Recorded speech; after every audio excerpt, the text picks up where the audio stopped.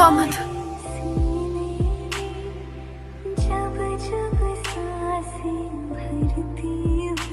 Qayerda yuribsan? Xavotir oldingizmi? Bitta o'zing chiqib ketganing nimasi? Meni olib kelmaganingizdan keyin o'zim turib kelaverdim. Shu vaqtdan O'zingiz aytdingiz-ku, namoz vaqtida maqbara juda ham chiroyli bo'ladi deb.